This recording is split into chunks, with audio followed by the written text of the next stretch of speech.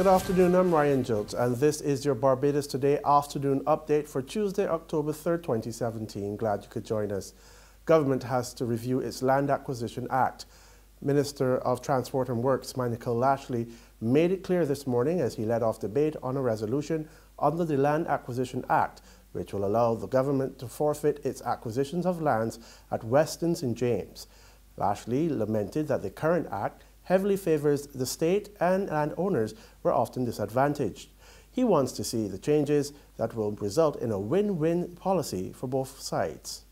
The land is being abandoned after years.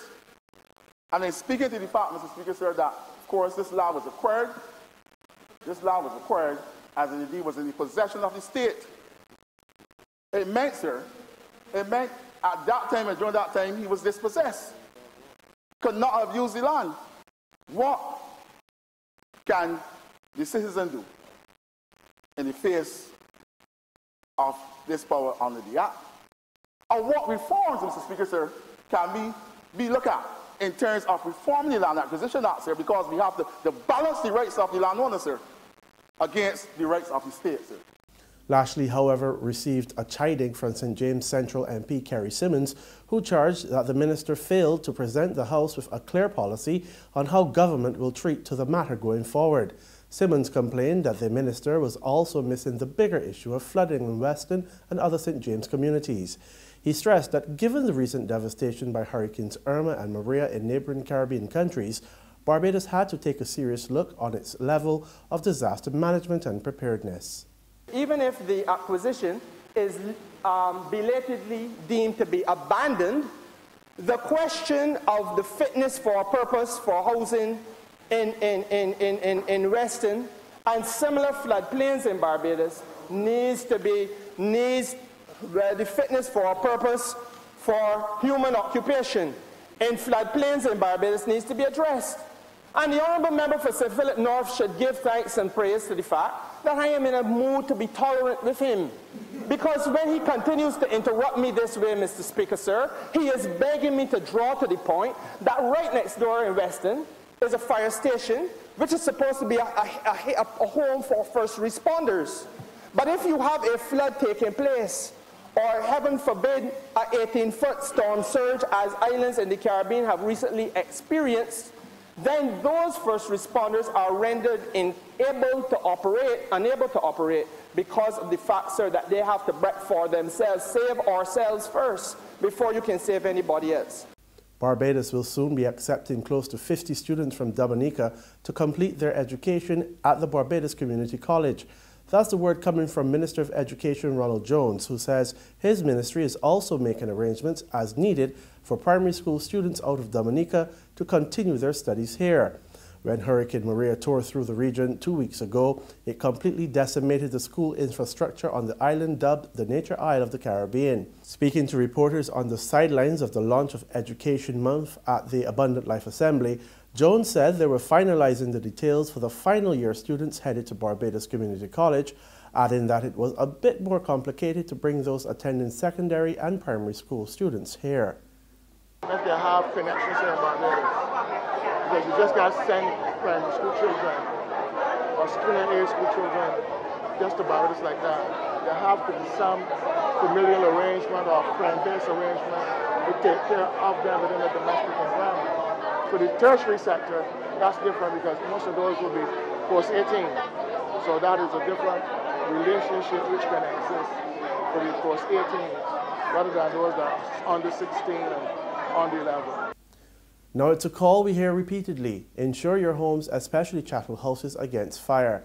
And as the Barbados Fire Service observes Fire Prevention Week, leading fire officer and deputy officer with the Fire Prevention Unit, Wayne Vaughan, is urging to see insurance not as an expense, but as an investment. Maybe 75 to 80% of the houses in Barbados are chattel houses. And so if they didn't, it wouldn't make much business sense. In sports, some women's football action now.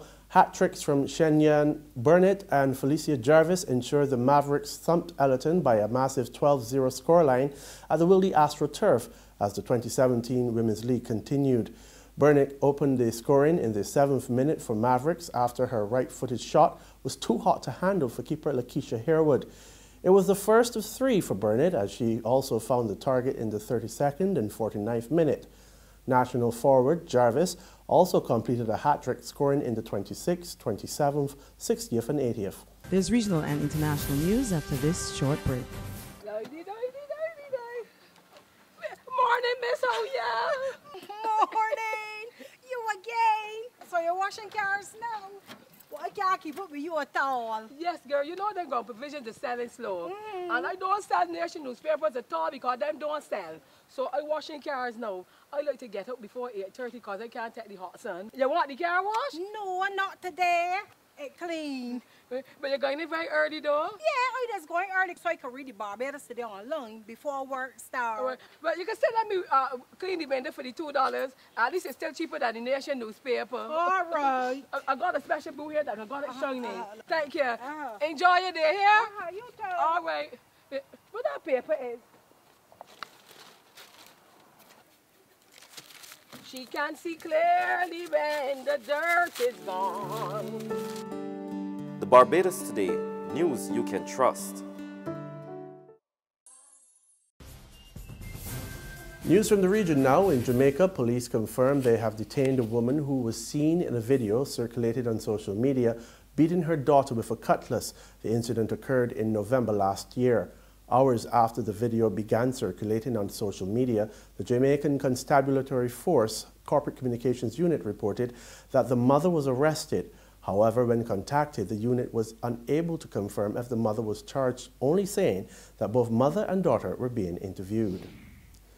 Internationally, in the U.S. state of Nevada, Las Vegas police are working to establish the motive behind a mass shooting which have so far left 59 people dead and another 527 injured at a concert. Gunman, 64-year-old Steve Paddock, opened fire from the 32nd floor of the Mandalay Bay Hotel and Casino towards an open-air music festival on Sunday evening. Police found 23 guns in his hotel room, as well as firearms and explosives at his Nevada home.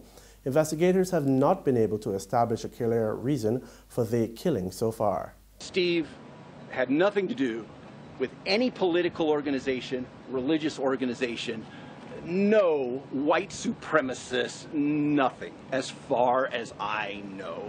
Yes, he had a couple of guns. Sorry. I mean, it's legal to own a couple of guns in the United States. He did not own machine guns that I knew of in any way, shape, or form. The only unusual part of Paddock's family, says his brother, his father.